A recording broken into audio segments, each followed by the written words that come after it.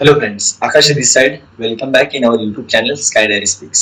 आई know बहुत दिनों बाद वीडियो आ रहा है, बट सेक्रेटरियल प्रैक्टिस सब्जेक्ट के चैप्टर नंबर 3 में एक कंसेप्ट मिलेगा आपको, forfeiture of share and surrender of share. ये कंसेप्ट हम लोग इस वीडियो में डिस्कस करेंगे। तो चलिए, we will start with the forfeiture of share. दो कंसेप्ट यहाँ पे, four feature and surrender. Four feature मतलब कंपनी आपके शेयर्स जब्त करता है, कैंसल करता है और वो आपके पास के शेयर आपसे छीन लिया जाता है। क्यों सर? क्योंकि आपने शेयर्स का पूरा पैसा नहीं पे किया। नाउ नेक्स्ट कंसेप्ट है आपका surrender of share. It is also simple. यहाँ पे आप खुद कंपनी के जो शेयर्स थे, राइट, वो रिटर्न कर देते हो, राइट।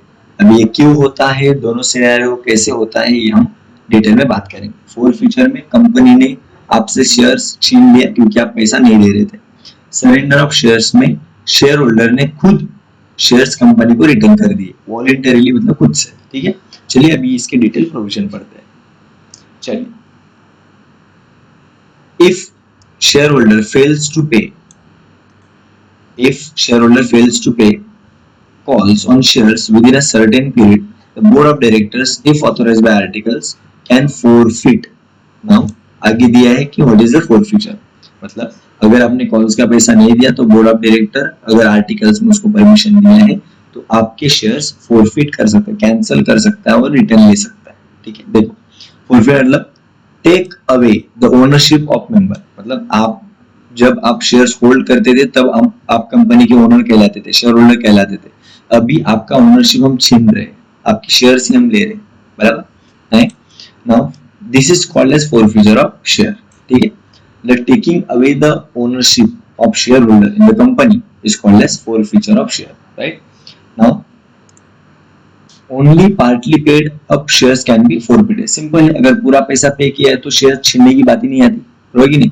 पार्टली थोड़ा ही पैसा पे किया, अगला पैसा आप दे नहीं रहे थे तो हमने शेयर्स को फोरफिट किया, कैंसिल किया, जब्त कर लिया। ठीक है, सिंपल बात। चलिए, board can forfeit shares only in the interest of the company. Company के हित में ही ये काम होता है। इन interest of the company, company के हित में ये काम हो रहा है, बराबर। आप पैसा नहीं दे रहे तो थोड़ी ना ऐसे छोड़ेंगे। Company has to send notice of forfeiture to the concern member. ऐसे नहीं कि आपको सरप्राइज दे दिया, चलो आप पैसा नहीं दिए थे तो फोरफिट कर दिया, नहीं, आपको नोटिस भेजना पड़ेगा कि आप शेयर्स का पैसा नहीं दिए, इसके लिए हम आपके शेयर जब्त कर लिया। अगर फिर भी सामने वाले को टाइम दिया जाएगा शेयर होल्डर को पैसा रिटर्न करने के लिए। चलिए, the notice must be given minimum 14 days period from the date of service of notice to make the payment along with the interest। मतलब अगर आप पैसा नहीं टाइम पे दिए तो आपको पहली बार 14 दिन का नोटिस भेज दिया जाएगा। जब से ये नोटिस आपके घर तक पहुंचा तब से 14 दिन आपको प्रिंसिपल अमाउंट, मतलब कॉल का अमाउंट प्लस आप डिले किए थे इसके लिए कुछ इंटरेस्ट लगेगा, वो आपको साथ में पे करना होगा। ठीक है, चलिए, a company can reissue forfeited shares as these shares belongs to the company। मतलब आप पैसा नहीं दे तो ये शेयर्स किसी और को बेच दिए जाएंगे। reissue of forfeited shares is not same as allotment of share। मतलब यहाँ पे सिंपल बात है, अगर आपका शेयर 10 रुपीज का था, it is just like a second hand share से, बराबर। तो सेम ये अलॉटमेंट जैसा नहीं, ये शेयर्स नए शेयर्स अलॉट नहीं हुए, ये पुराना ही शेयर था, बराबर। थोड़ा पैसा नहीं दिया था इसलिए जब्त कर लिया, अभी किसी और को बेच रहे। ठीक है, on reissue if company gets more money than the calls which was due, the excess amount is paid to the member।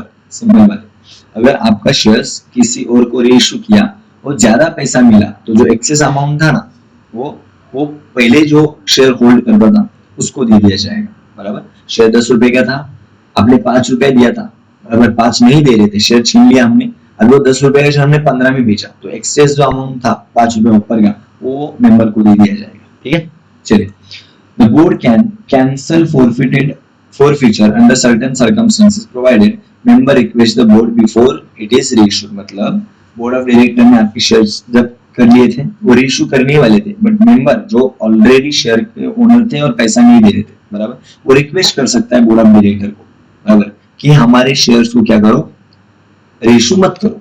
ठीक है, अभी कौन से केसेस में, देखो कुछ सर्टेन सर्कमस्टेंसेस में ऐसा हो सकता है कि मेंबर रिक्वेस्ट कर सकता है कि आप हमारे शेयर इशू मत करो, हम ये टाइम में पैसा दे देंगे, हो सकता है ऐसा। ठीक है, अभी इफेक्ट ऑफ फोरफीचर मतलब आपके शेयर्स जब्त कर लिए तो क्या हो सकता है। पहली बात, आप मेंबर नहीं रहोगे, बराबर। आपके शेयर जब छीन लिए तो share holder is a member of the company, but आप अभी शेयर होल्डर हो ही नहीं, तो सीज मतलब खत्म हो जाएगा आपका मेंबरशिप। दूसरी बात, लाइबिलिटी ऑफ द मेंबर, बराबर। आपका लाइबिलिटी था कि जो अनपेड कॉल था उसका पेमेंट करना, बराबर। आपने कुछ पैसा नहीं दिया था, वो आपका जिम्मेदारी थी कि आपको कॉल का पैसा पे करो। देखो क्या लिखा, a member is liable for unpaid calls even after the forfeiture of shares. The liability ceases only when the company. Yes, simple बात है। देखो, आपने 5 रुपए पे किया था, 5 रुपए नहीं पे किया था, ये 5 रुपए जो बचा है वो पे करने का जिम्मेदारी आपका है, लाइबिलिटी आपका है, तब तक जब तक ये शेयर्स किसी और को रेशो नहीं होते। रेशो कर दे तो बात ही नहीं आती, ठीक है। Next, liquidation of the company. Liquidation मतलब जब कंपनी क्या होता है बेटा, लिक्विडेट होता है, इन द सेंस कंपनी के एसेट्स लाइबिलिटीज ये सब पे ऑफ कर दिए जाते हैं। If company goes in for liquidation within 1 year of the forfeiture of share, the member whose shares have been forfeited is liable to pay the calls as per past member। देखो, company अगर liquid company अगर winding up के stage पे बंद कर दिया जा रहा है कंपनी को, या फिर कंपनी के पास उतना सफिशिएंट कैश वगैरह नहीं है, आपके शेयर्स फॉरफिट किए थे, क्यों? क्योंकि आप पैसा नहीं दे रहे थे। अभी आपका जिम्मेदारी, आपको पैसा देना पड़ेगा, बराबर।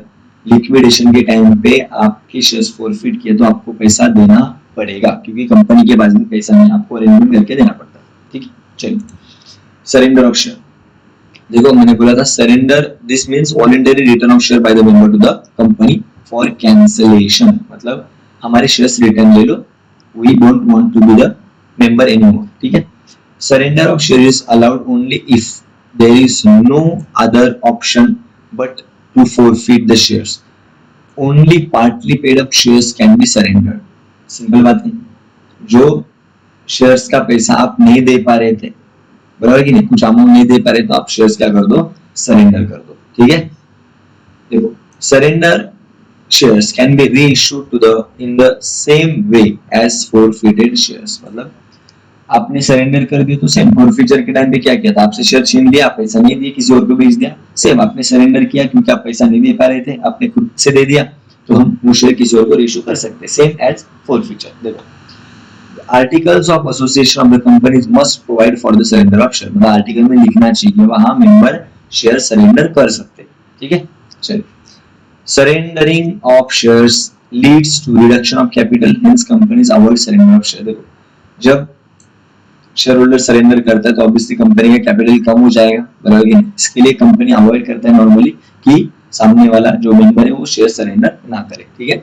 तो हम ओवरऑल मोटा मोटी क्या समझे हम लोग, कि फॉरफीचर में कंपनी ने खुद से आपके शेयर जब्त कर लिए, पैसा आप नहीं दे रहे थे। सरेंडर ऑफ शेयर में आप पैसा नहीं दे रहे तो कंपनी नहीं आया, आप खुद से बोले कि मैं पैसा नहीं दे पा रहा हूँ, मैं शेयर्स क्या कर रहा हूँ, सरेंडर कर रहा हूँ, ठीक है। This is the major difference between forfeiture and surrender. I hope आपको ये वीडियो अच्छा लगा हो।